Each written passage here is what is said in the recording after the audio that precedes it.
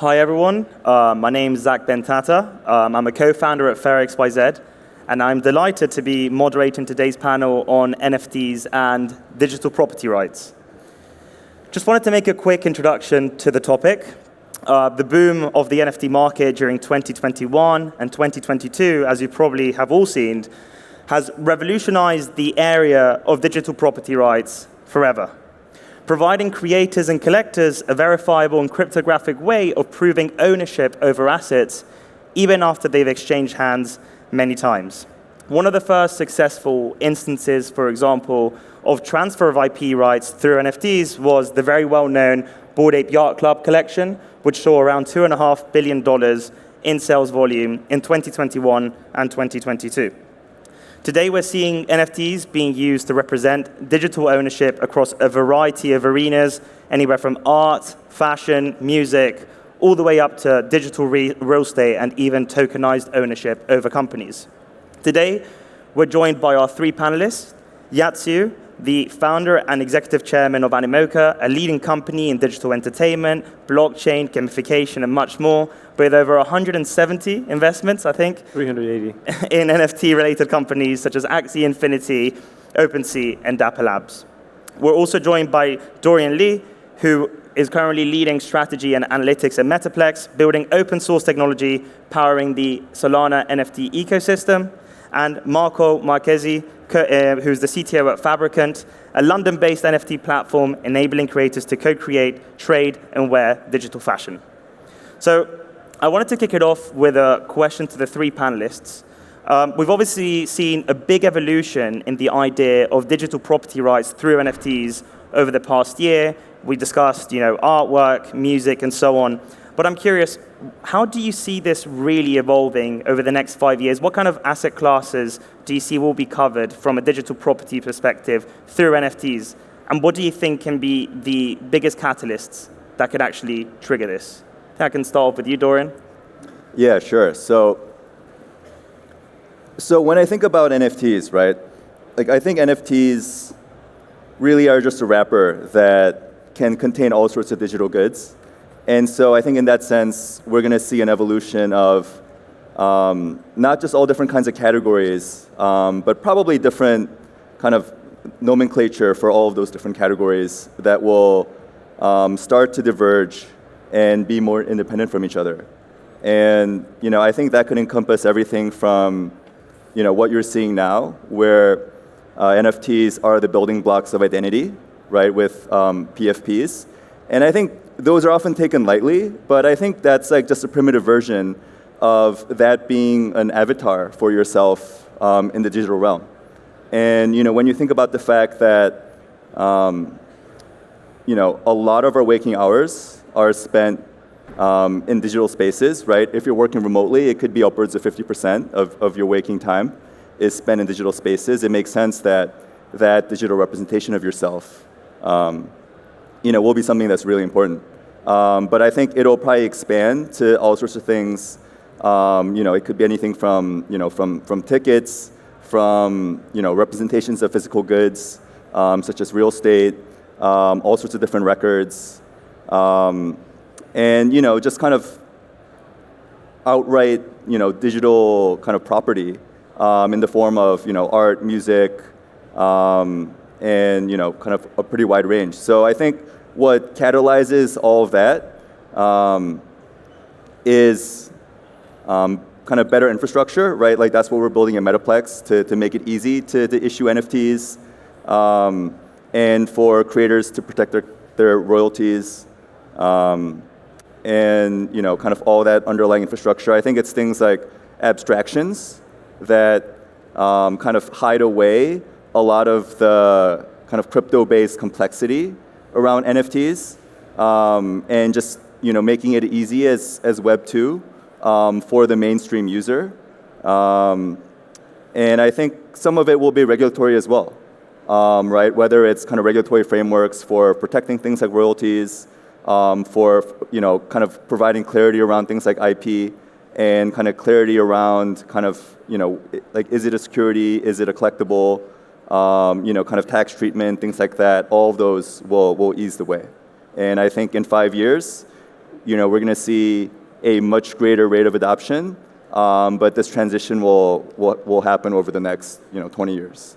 And I think 20 years it'll be almost unrecognizable, right? Like how much adoption we'll have seen.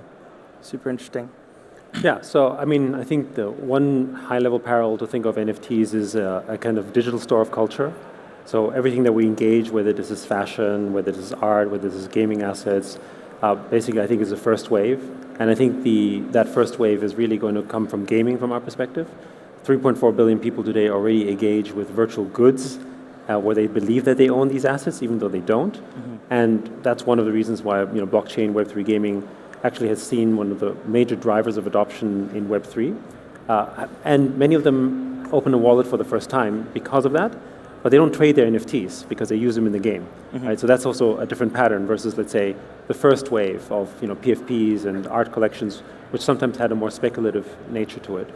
So I think, if you look at sort of the lens of where we are today, $3 billion was invested in Web3 gaming this year alone for AAA type titles, which means in the next 18 to 24 months, you're going to get a collection of really high quality games that sort of go beyond the first wave of blockchain games that we see, like the Axies out there, which are good games, but maybe not have the same mass appeal.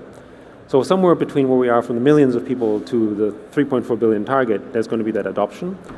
So I think, our projection is that we think that there's going to be hundreds of millions of users that onboard because of gaming. But I think if you think 5 years down the road, one of the benefits that non-fungible tokens provided as digital property is the ability to have all sorts of network effects composed on top of it. The composability of NFTs is what's so powerful. So what it means is that if you have a gaming asset, say imagine if it's Fortnite, and it was actually on blockchain, which probably will never happen, but let's just, have a thought experiment.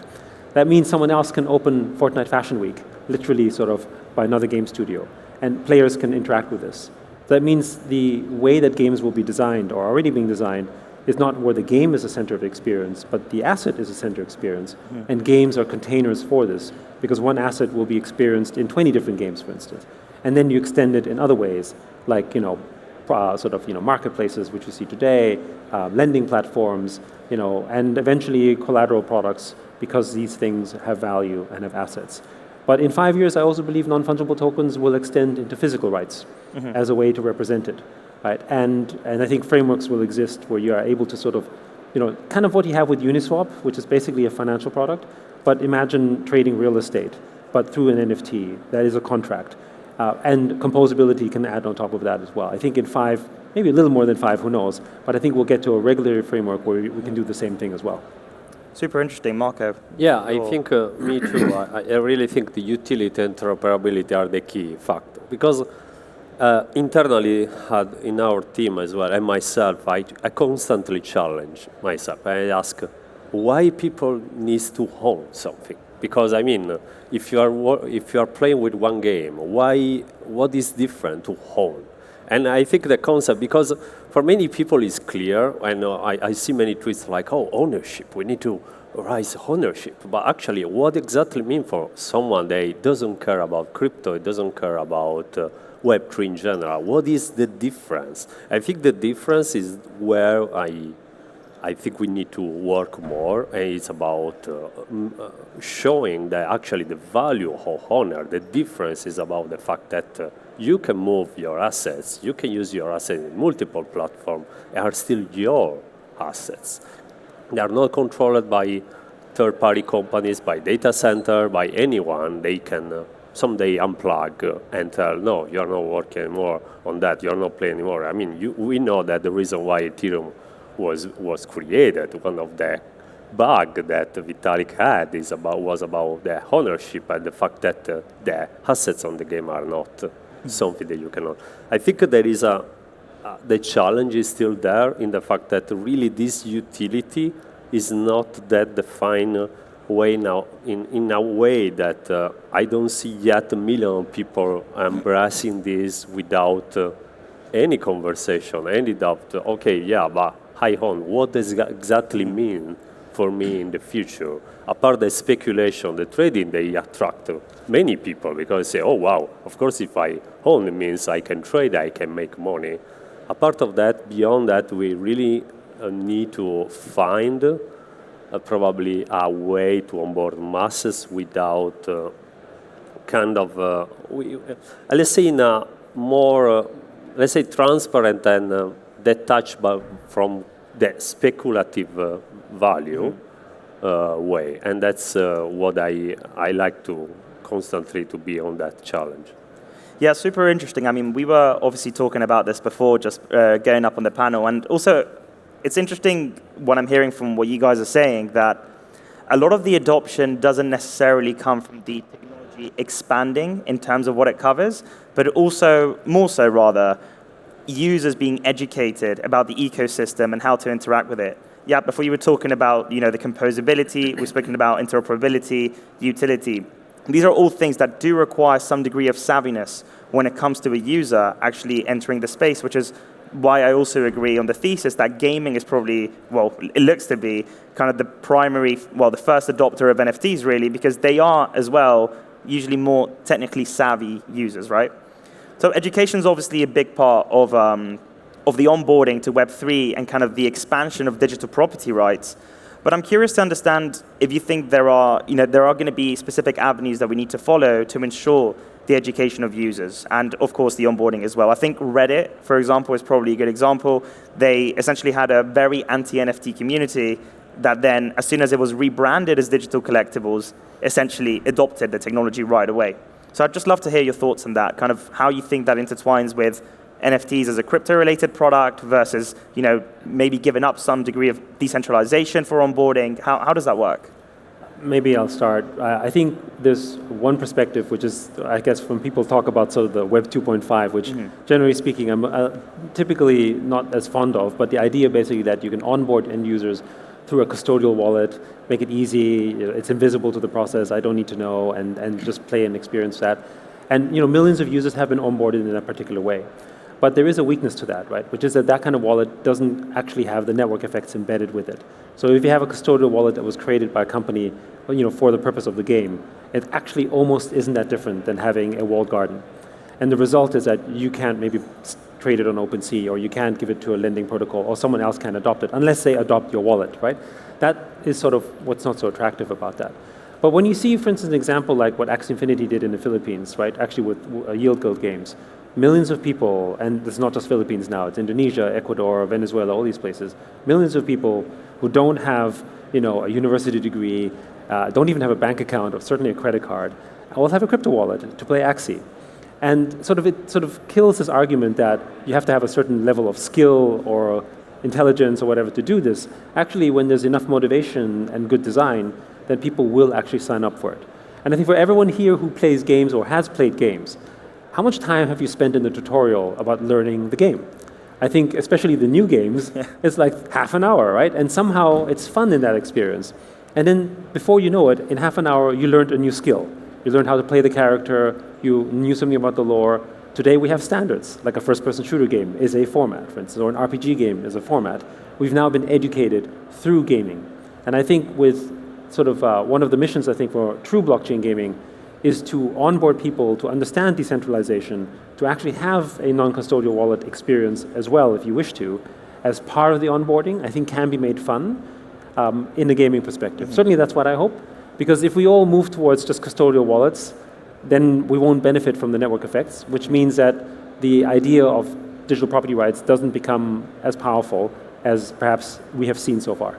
I love the idea here of network effects. What I am seeing, especially when I talk to a few of my less crypto-native friends, is that they usually have been onboarded sometimes to Web 2.5 products almost, and they'll log in using an email or Magic.link is doing great work there, Web3 Auth as well, and they'll get the kind of the taster of the Web3 experience, and then when they really want to tap into these network effects that you're talking about, the idea of connecting your wallet to another website, then they're like, okay, how do I export my private key, right? How can I get this on my MetaMask? How can I get this on my wallet? And I think the other problem with that is that sometimes these things have to happen by accident. And when you already have a MetaMask, as unfriendly it is in its initial setup, then you can easily plug into an ecosystem.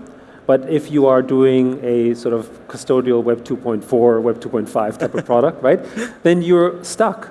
And asking that person to basically just inconveniencing him or her to basically onboard and transfer. And so the solutions have been to sort of transfer to a non-custodial wallet afterwards. But that's just another step, right? It's like a migration path. It's like creating a mini bridge within your own game. That's not really a good experience either. So I think there can be better solutions around onboarding them straight to a non-custodial environment, because when a user goes and experiences something, and then suddenly not only can he trade, he can also do all these other things, like move them in different games, and that's where the magic actually begins.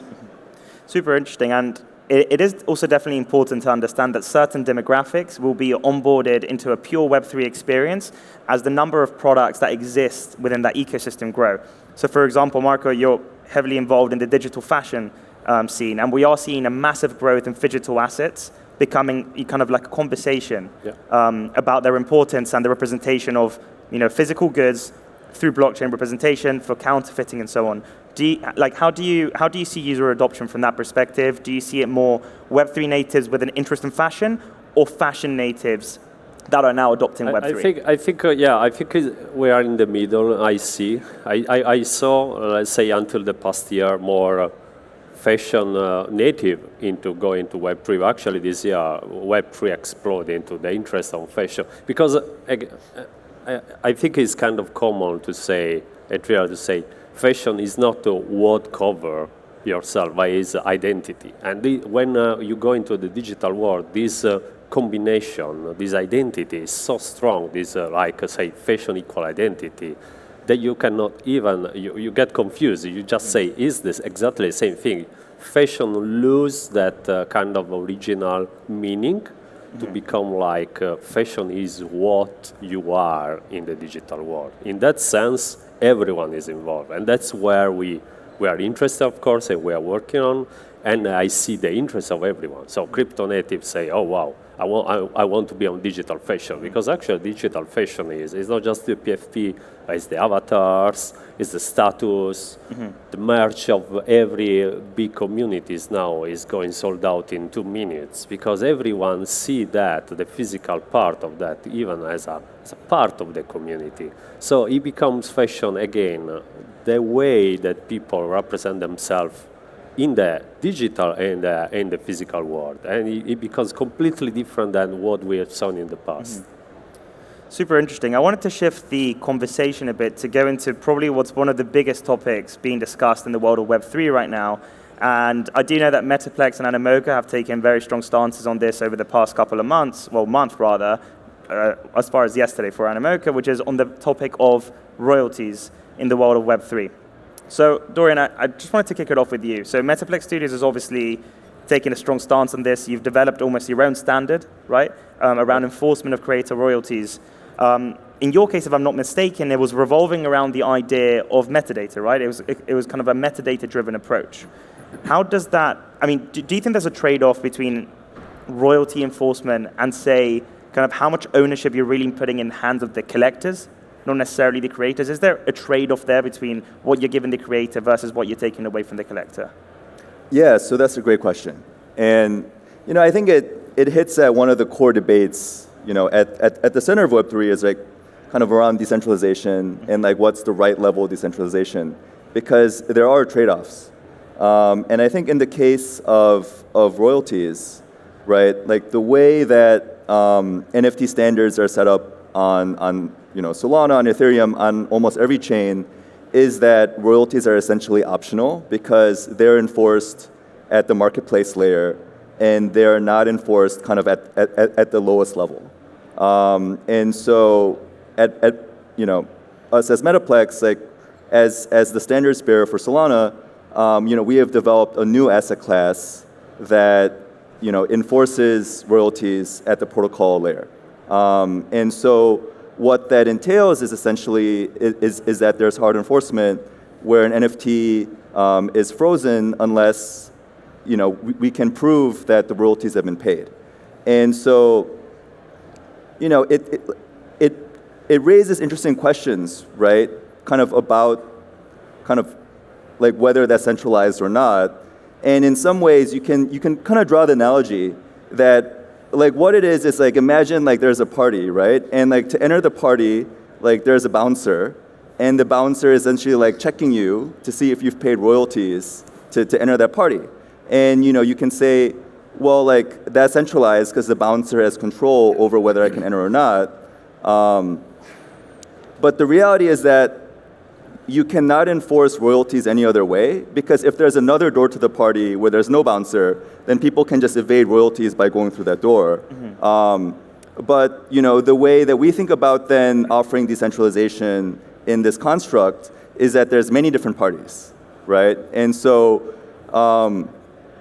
the new royalty enforced standard is essentially a new party where creators have choice. Right, like creators have a menu of options where they can choose to issue projects on a royalty enforced standard, or they can choose to issue projects on the existing standard that does not have enforcement of royalties. And in the same way, collectors and minters can also choose which ones they want to buy. So I think ultimately, in many ways, like decentralization is about choice, and like you can offer these different building blocks, and people are free to choose whichever ones they want to kind of fit their needs.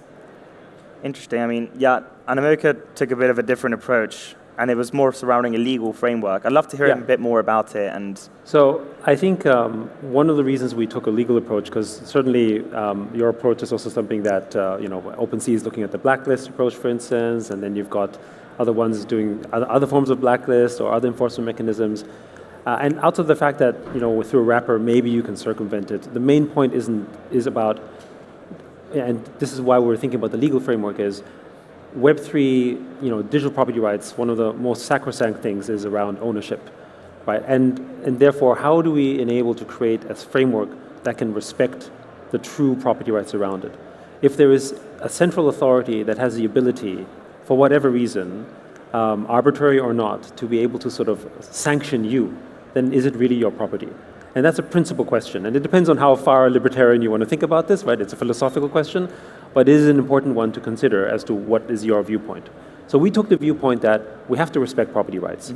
So therefore, it is less about the fact that we have to enforce something, more about that there is a freedom to deny something from someone if someone did something inappropriate. In other words, for instance, if you didn't pay your taxes in your gaming assets, then you still own the asset, that's fine. However, we deny you the ability to use the assets in the game, right? The utility is denied, because just in the same way that if you don't do the care of duty to your actual sort of community, you don't pay your taxes in your country, then maybe you don't have access to the benefits of that country. That's kind of the same principle we take there. But one sort of added interesting thing that we added into the legal clause was that we did make royalties mandatory. And I think the problem with the zero royalty approaches that some of the competitive marketplaces have done is that they're basically using the sort of cost of the creator to grow their market share, which is frankly illegal, and if not illegal, at minimum unethical, right? And because normally, if you want to go and sort of get market share, go ahead and reduce your own fees, but don't take it from someone else, 100%. Right? I mean, that's the problem we have right now. But because they didn't have a legal agreement that protects them, because they just assumed it works, because most creators don't actually have lawyers that work for them. The first thing an artist doesn't do is hire a lawyer, right? For sure. The first thing they do is make a painting or make some music, right? So this framework, which we basically open sourced and allowed for anyone to adapt, creates a framework where anytime someone trades it, a liability accrues. So it's a bit, basically, it means that the marketplace, when they start to continue to violate, then it becomes like, and the beautiful thing about blockchain is you can analyze what that cost is. So if last year, $1.5 billion in creator royalties was paid, that's enough money to incentivize a whole set of lawyers to work for you for free. Right? And again, we don't want lawyers to do this, but it's enough of a deterrent that maybe we can keep the marketplaces open and sort of honest as a result of this. And the main thing, of course, then what we think will happen is that now creators have a tool available to them. And if a creator does want to create zero royalties because he wants more market share for his collection, that's the choice of the creator. It shouldn't be the choice of the marketplace. So the legal framework aims to create that, which we think will then keep the spirit of decentralization, will not basically affect the actual ownership, which is another key perspective there as well. Because at the end of the day, if I sold it to you for no royalties, I did pay money for it. That doesn't mean that I shouldn't be. That doesn't mean I don't own it actually. But then maybe at least the creator has the ability to deny you utility or to deny you certain rights. Extremely interesting. I'd love to hear Marco's view, especially from the perspective of kind of the digital fashion world and how they've taken this. I mean, there are two ways. Our approach is more complex because we actually pay royalties by smart contract to even the users. So because as a co-creation tool, and the users that they mint, they get royalties because are part of the creation process. I think everyone, actually I'm interested in the for example, I saw the super rare approach like paying royalties to collectors by giving the token. So, or like other project that I see that whoever is privileging and sharing project by someone else is getting token. Oh, I think all this kind of reward, and if we put in terms of royalties, I think it makes perfectly sense. And in digital fashion, as if we consider as art, makes perfectly sense. I think it's more about convince, if we're talking about collaboration with brands, with let's say traditional brands, convince of the benefit of royalties with the creator, because the tendency, of course, is to demand a lot in terms of percentage rather than realistic royalties. They will benefit the marketplace and the trading. Because, of course, if you started talking about we want royalties of 50%, is unrealistic to execute something where people see benefit on trading. So I think the topic is still, we are kind of young situation about that. Definitely, as a company, we are super pro royalties, probably enforced by a smart contract. I see we have technology. Why we don't use technology to simplify? And I agree, marketplace should not be the entities to be responsible for that. Now that we have technology simple enough to create contract, even artists now with Manifold, they can create a contract in 1 minute. Why they should really care about OpenSea and doing that? They should be like a free form and free also to decide to don't have royalties if they see revenue and they see the benefit of people taking advantage of the assets of royalties. I think it's important that we leave the word to the creators. Maybe I just want to add one point about the other thing has to do a little bit with education as well, which is that actually by ensuring that royalties are being paid to creators, you also ensure decentralization will continue to thrive and do well, right? Because when value is distributed amongst the creators, then actually money is distributed, which means power is distributed, right? And that actually is a really important ethos that I think many people maybe don't fully understand, because the marketplace, if they consolidate all that power, which is why I do have some semi-reservation on the blacklist approach, because it is a sort of small way to try to create a monopoly around it in some ways, right? It's like you can use here, but you can't do there.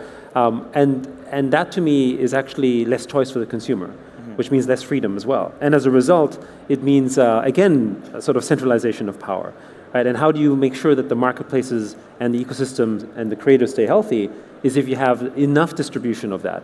And so royalty rights being distributed as widely as possible actually ensures that. Yeah, and actually, that's a really interesting point.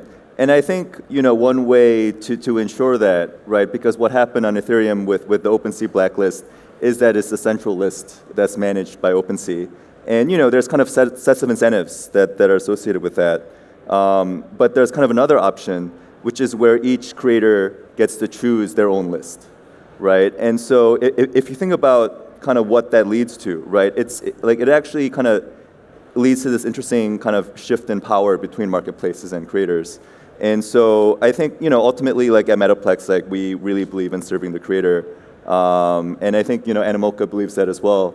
And I think, creators are really the driving force of this movement, right? Because NFTs, in many ways, they're not just a technological movement, like they're a cultural movement. And, it's a fundamental shift in the balance of power between kind of centralized gatekeepers of culture and the creators themselves. And so I think kind of, we want to make sure that solutions to royalties are in that spirit. So I think that's very important to put the creators first. And I think, like the way this prisoner's dilemma has played out with different marketplaces going to zero has led to many creators becoming disillusioned with the industry. And you can see that debate playing out in Twitter in real time. And so I think ultimately, it's kind of these, strong solutions that will protect creators, and that kind of leads to the continued kind of thriving of the NFT ecosystem. So, I celebrate kind of all the different approaches that are being tried, and I think the legal approach, makes a lot of sense as well. And I think, the more options there are for creators, the better. I want to probe you a bit on what you said just before, because before you alluded to the fact that having almost a centralized list of blacklisted marketplaces or allow listed marketplaces essentially creates a power dynamic where a marketplace can acquire monopoly, and essentially they guarantee that they get all the volume. So it takes some power away from creators, and in a way is not, of course, good for decentralization. Dorian, you mentioned a bit of a different dynamic where the creator manages their own allow list.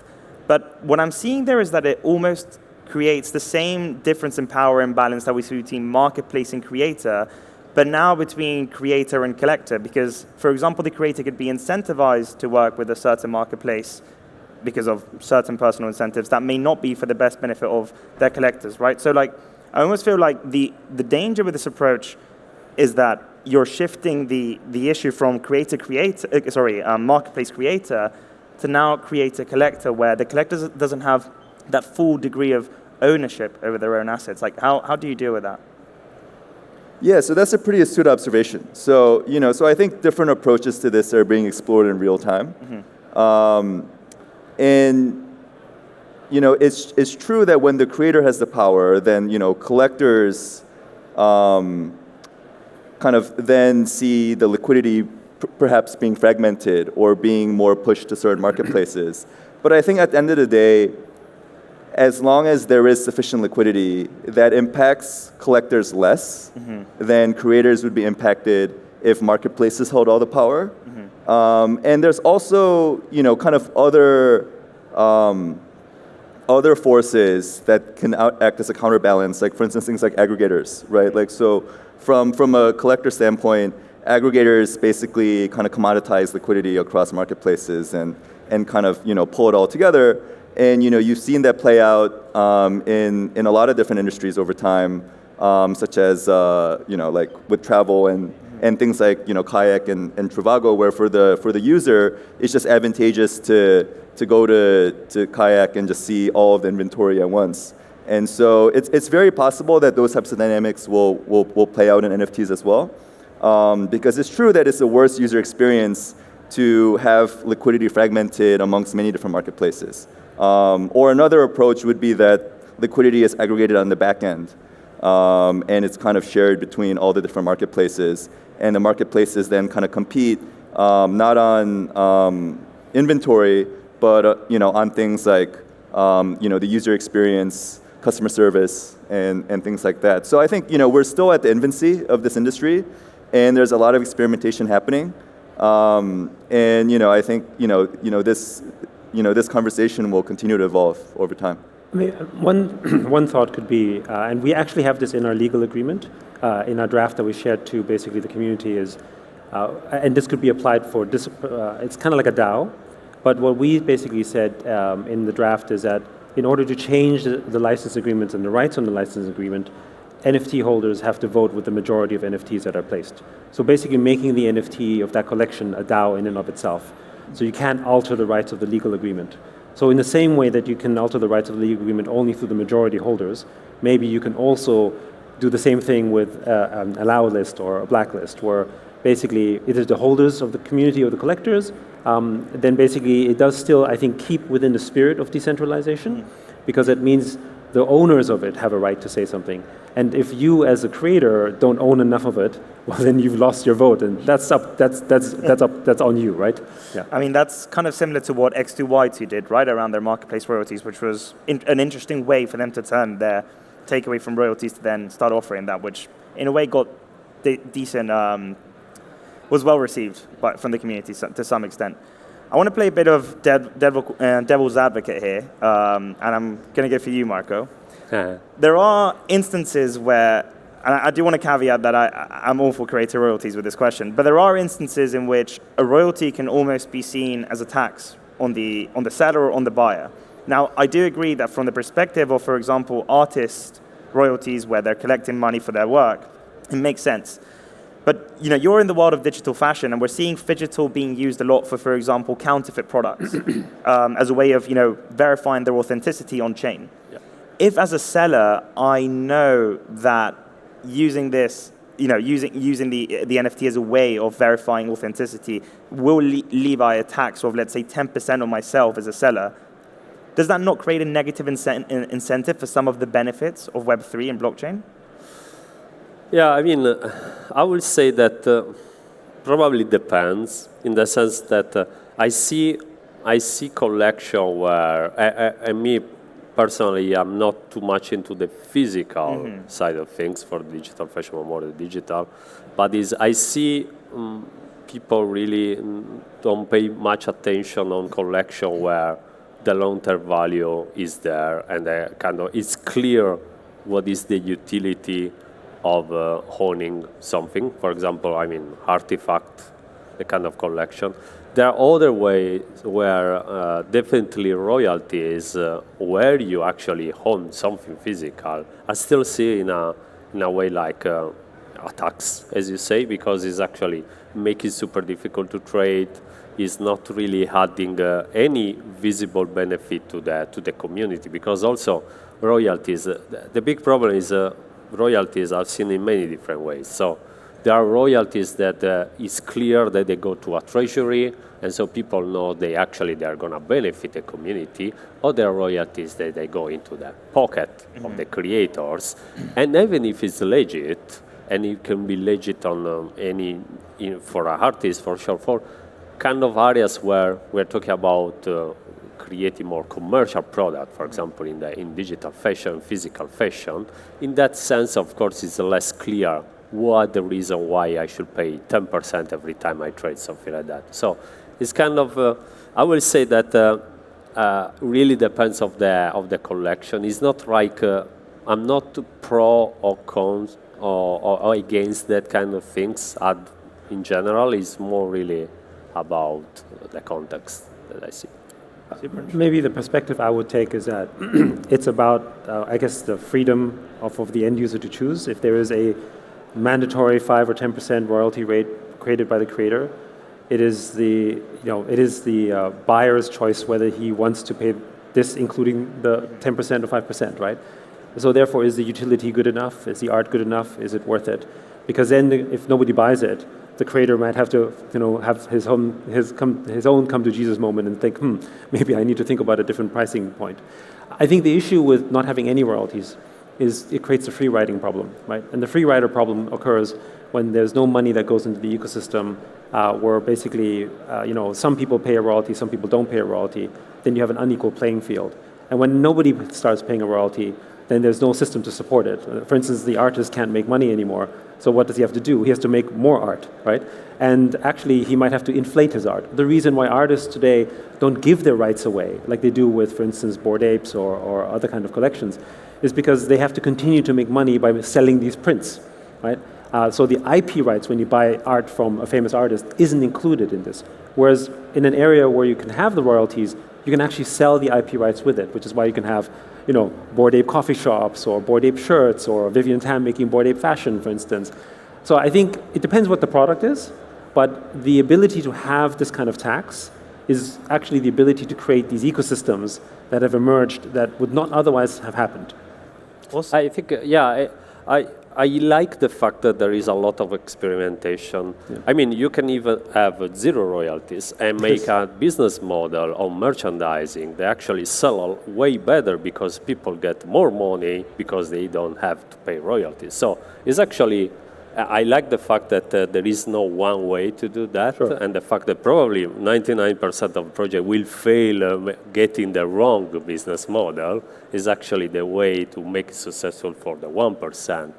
And that's definitely interesting. Yeah, it's super interesting. I mean, the idea of no rights reserved, CC0, for example, which emerged earlier this year, I personally thought, how is this really going to evolve into something that's valuable? But then at the same time, you have Moonbirds still doing well. You've got Goblin Town, which is like one of the hottest collections still in this market, and they're all CC0. But anyway, I think this is our time. Please join me in thanking our panel for sharing their thoughts today. And yeah, thank you so much for joining us today.